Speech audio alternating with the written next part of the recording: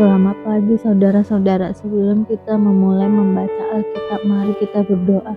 Terima kasih Bapa, kami bersyukur pagi ini bisa bangun dengan tubuh yang sehat tanpa kurang apapun. Sebelum kami melakukan aktivitas hari ini, kami rindu untuk membaca Alkitab Tuhan, untuk melandasi hidup kami dengan kebenaran-Mu. Oleh sebab itu kami semakin hari semakin berkenan di hadapan-Mu Tuhan. Urapilah setiap kami Tuhan, di dalam nama Tuhan Yesus. Haleluya. Amin. Hukum perang. Apabila engkau keluar berperang melawan musuhmu dan engkau melihat kuda dan kereta, yakni tentara yang lebih banyak daripadamu, maka janganlah engkau takut kepadanya, sebab Tuhan Allahmu yang telah menuntun engkau keluar dari tanah Mesir menyertai engkau. Apabila kamu menghadapi pertempuran, maka seorang imam harus tampil ke depan dan berbicara kepada rakyat dengan berkata kepada mereka, "Dengarlah, hai orang Israel, kamu sekarang menghadapi pertempuran melawan musuhmu. Janganlah lemah hatimu, janganlah takut, janganlah gentar dan janganlah gemetar karena mereka. Sebab Tuhan Allahmu, dialah yang berjalan menyertai kamu untuk berperang bagimu, melawan musuhmu dengan maksud memberikan kemenangan kepadamu." Para pengatur pasukan harusnya berbicara kepada tentara, demikian, "Siapakah orang yang telah mendirikan rumah batu, tetapi belum menempatinya? Ia boleh pergi dan pulang ke rumahnya, supaya jangan ia mati dalam pertempuran dan orang lain yang menempatinya. Dan siapa telah membuat kebun anggur, tetapi belum mengecap hasilnya, ia boleh pergi dan pulang ke rumahnya, supaya jangan ia mati dalam pertempuran dan orang lain yang mengecap hasilnya. Dan siapa yang telah bertunangan dengan seorang perempuan tetapi belum mengawininya, ia boleh pergi dan pulang ke rumahnya, supaya jangan ia mati dalam pertempuran dan orang lain yang mengawininya." Lagi para pengatur pasukan itu harus berbicara kepada tentara demikian, "Siapa takut dan lemah hati, ia boleh pergi dan pulang ke rumahnya, supaya hati saudara-saudaranya jangan tawar seperti hatinya." Apabila para pengatur pasukan selesai berbicara kepada tentara, maka haruslah ditunjuk kepala-kepala pasukan untuk mengepalai tentara. Apabila engkau mendekati suatu kota untuk berperang melawannya, maka haruslah engkau menawarkan pendamaian kepadanya. Apabila kota itu menerima tawaran pendamaian itu dan dibukanya pintu gerbang bagimu, maka haruslah semua orang yang terdapat di situ melakukan pekerjaan rodi bagimu dan menjadi hamba kepadamu. Tetapi apabila kota itu tidak mau berdamai dengan engkau, melainkan mengadakan pertempuran melawan engkau, maka haruslah engkau mengepungnya. Maka telah Tuhan Allahmu menyerahkannya ke dalam tanganmu, maka haruslah engkau membunuh seluruh penduduknya yang laki-laki dengan mata pedang, hanya perempuan, anak-anak, hewan dan segala yang ada di kota itu, yakni seluruh jarahan itu boleh kau rampas bagimu sendiri, dan jarahan yang dari musuhmu ini, yang diberikan kepadamu oleh Tuhan Allahmu boleh kau pergunakan. Demikianlah harus kau lakukan terhadap segala kota yang sangat jauh letaknya dari tempatmu, yang tidak termasuk kota-kota bangsa-bangsa di sini, tetapi dari kota-kota bangsa-bangsa itu yang diberikan Tuhan Allahmu kepadamu, menjadi milik pusakamu. Janganlah kau biarkan hidup apapun yang bernafas, melainkan kau tumpas sama sekali, yakni orang Het, orang Amori, orang Kanaan, orang Feris, orang Hewi, dan orang Yebus, seperti yang diperintahkan kepadamu oleh Tuhan Allahmu, supaya mereka jangan mengajar kamu berbuat sesuatu dengan segala kekejian yang dilakukan mereka bagi Allah mereka, sehingga kamu berbuat dosa kepada Tuhan Allahmu.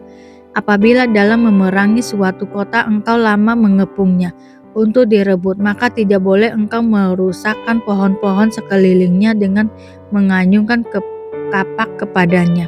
Buahnya boleh kau makan, tetapi batangnya janganlah kau tebang, sebab pohon yang di padang itu bukan manusia, jadi tidak patut ikut kau tebang. Hanya pohon-pohon yang engkau tahu tidak menghasilkan makanan boleh kau rusakkan dan kau tebang untuk mendirikan pagar pengepungan terhadap kota yang berperang melawan engkau sampai kota itu jauh. Cara mengadakan pendamaian karena pembunuhan oleh seorang yang tak dikenal.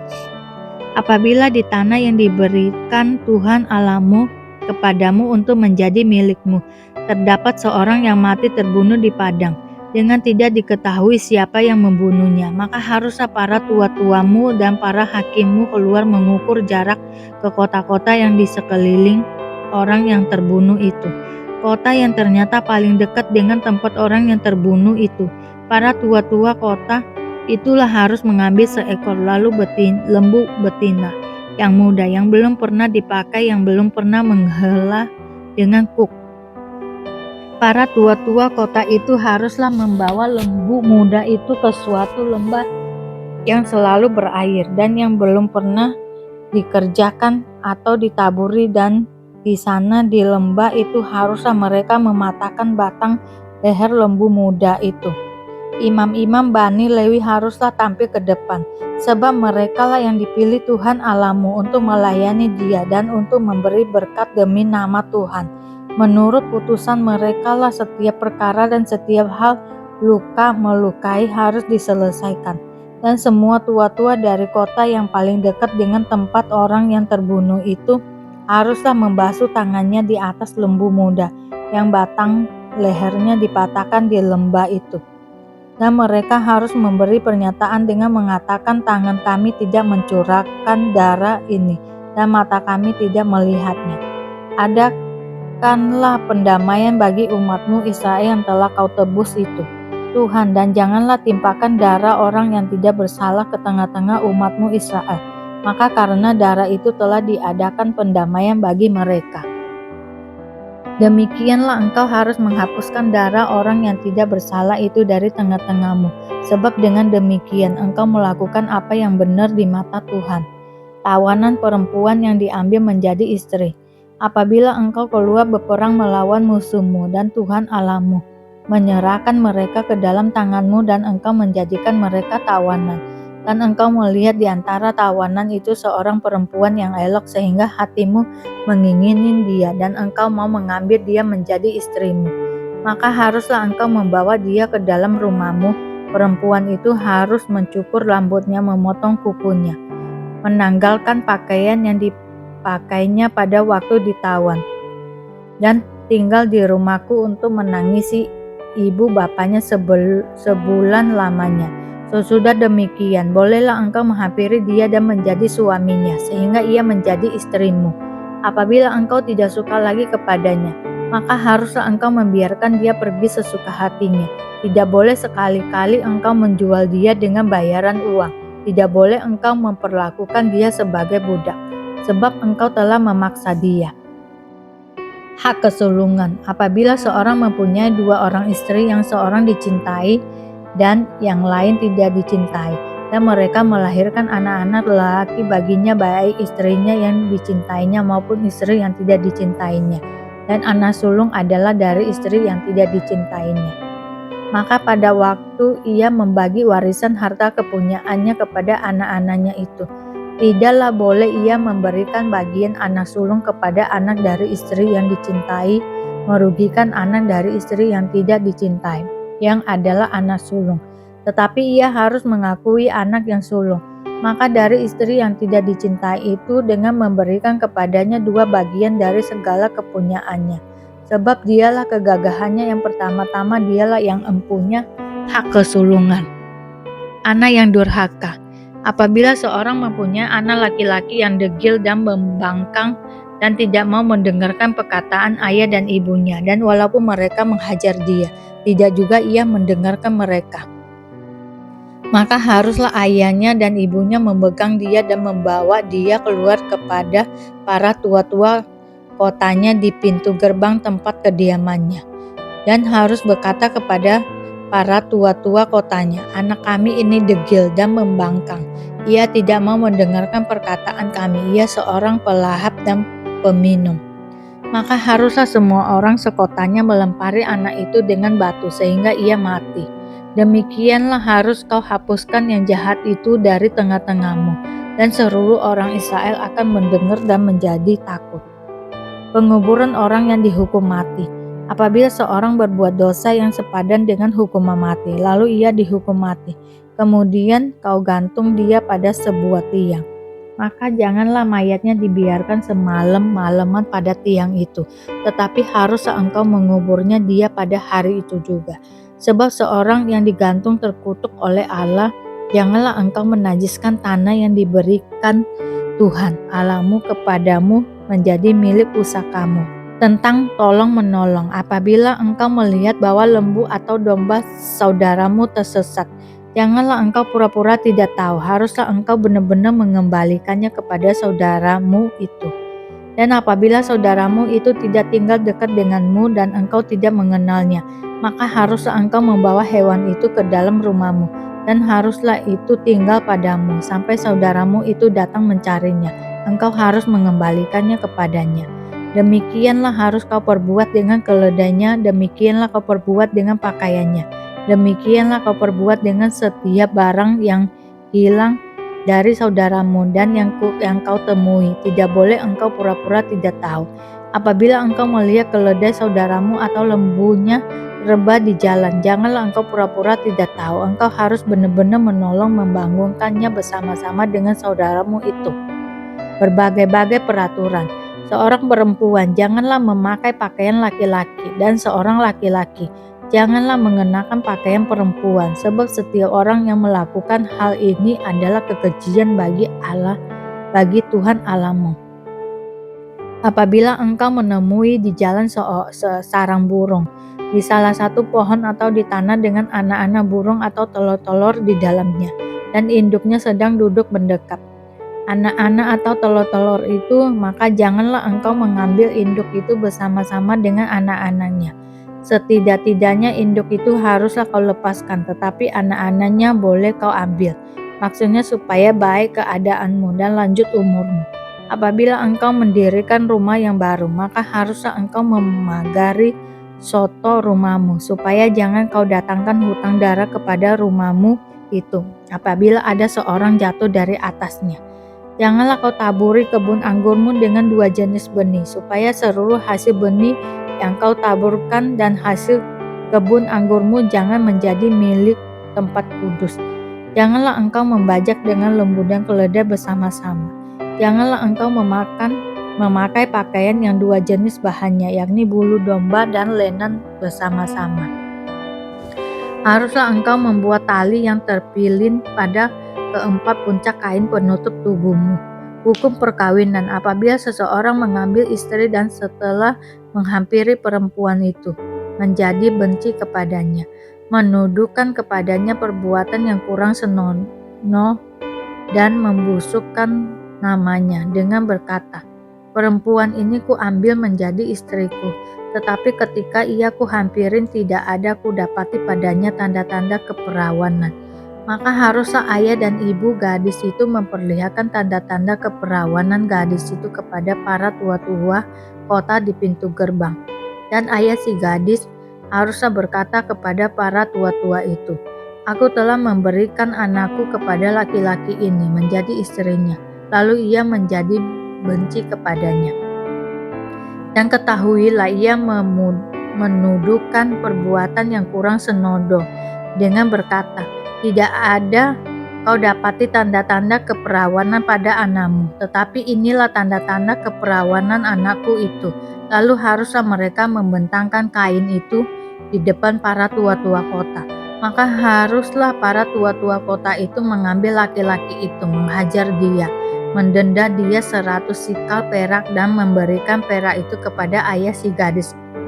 Karena laki-laki itu telah membusukkan nama seorang perawan Israel. Perempuan itu haruslah tetap menjadi istrinya selama hidupnya. Tidak boleh laki-laki itu menyuruh dia pergi. Tetapi jika tuduhan itu benar dan tidak didapati tanda-tanda keperawanan pada si gadis, maka haruslah si gadis dibawa keluar ke depan pintu rumah ayahnya, dan orang-orang sekotanya haruslah melempari dia dengan batu sehingga mati, sebab dia telah menodai orang Israel dengan bersundal di rumah ayahnya. Demikianlah harus kau hapuskan yang jahat itu dari tengah-tengahmu. Apabila seseorang kedapatan tidur dengan seorang perempuan yang bersuami, maka haruslah keduanya dibunuh mati. Laki-laki yang telah tidur dengan perempuan itu dan perempuan itu juga. Demikianlah harus kau hapuskan yang jahat itu dari antara orang Israel. Apabila ada seorang gadis yang masih perawan dan sudah bertunangan, jika seorang laki-laki bertemu dengan dia di kota dan tidur dengan dia, maka haruslah mereka keduanya kamu bawa keluar ke pintu gerbang kota dan kamu lemparin dengan batu sehingga mati gadis itu, karena walaupun di kota ia tidak berteriak-teriak dan laki-laki itu, karena ia telah memperkosa istri sesamanya manusia. Demikianlah harus kau hapuskan yang jahat itu dari tengah-tengahmu. Tetapi jikalau di padang laki-laki itu bertemu dengan gadis yang telah bertunangan itu, memaksa gadis itu tidur dengan dia, maka hanyalah laki-laki yang tidur dengan gadis itu yang harus mati. Tetapi gadis itu janganlah kau apa-apakan. Gadis itu tidak ada dosanya yang sepadan dengan hukuman mati. Sebab perkara ini sama dengan perkara seseorang yang menyerang sesamanya manusia dan membunuhnya. Sebab laki-laki itu bertemu dengan dia di padang. Walaupun gadis yang bertunangan itu berteriak-teriak, tetapi tidak ada yang datang menolongnya. Apabila seseorang bertemu dengan seseorang gadis yang masih perawan dan belum bertunangan, memaksa gadis itu tidur dengan dia, dan keduanya kedapatan, maka haruslah laki-laki yang sudah tidur dengan gadis itu memberikan 50 sikal perak kepada ayah gadis itu, dan gadis itu haruslah menjadi istrinya. Sebab laki-laki itu telah memperkosa dia. Selama hidupnya tidak boleh laki-laki itu menyuruh dia pergi. Seorang laki-laki janganlah mengambil istri ayahnya dan jangan menyingkapkan puncak kain ayahnya. Orang lumpuh disembuhkan. Pada suatu hari ketika Yesus mengajar, ada beberapa orang Farisi dan ahli Taurat duduk mendengarkannya. Mereka datang dari semua desa di Galilea dan Yudea dan dari Yerusalem. Kuasa Tuhan menyertai dia sehingga ia dapat menyembuhkan orang sakit. Lalu datanglah beberapa orang mengusung seorang lumpuh di atas tempat tidur. Mereka berusaha membawa dia masuk dan meletakkannya di hadapan Tuhan. Karena mereka tidak dapat membawanya masuk berhubung dengan banyaknya orang di situ. Naiklah mereka ke atap rumah, lalu membongkar atap itu dan menurunkan orang itu dengan tempat tidurnya ke tengah-tengah orang banyak tepat di depan Yesus. Ketika Yesus melihat iman mereka, berkatalah ia, "Hai saudara, dosamu sudah diampuni."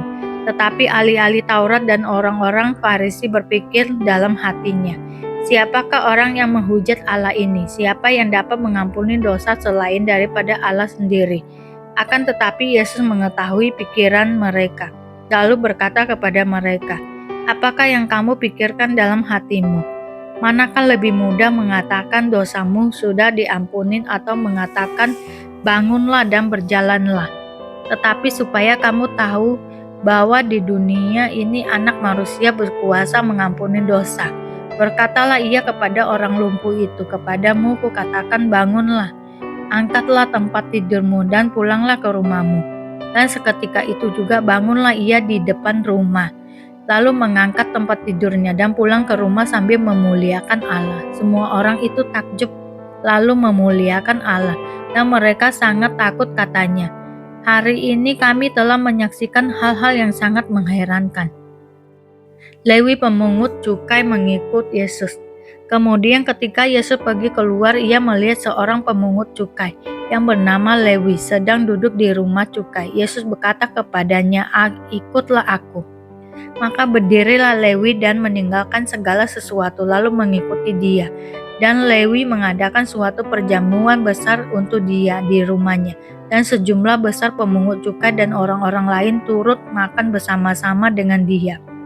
Orang-orang Farisi dan ahli-ahli Taurat bersungut-sungut kepada murid-murid Yesus, katanya, "Mengapa kamu makan dan minum bersama-sama dengan pemungut cukai dan orang berdosa?" Lalu jawab Yesus kepada mereka, katanya, "Bukan orang yang sehat yang memerlukan tabib, tetapi orang sakit. Aku datang bukan untuk memanggil orang benar, tetapi orang berdosa supaya mereka bertobat." Hal berpuasa.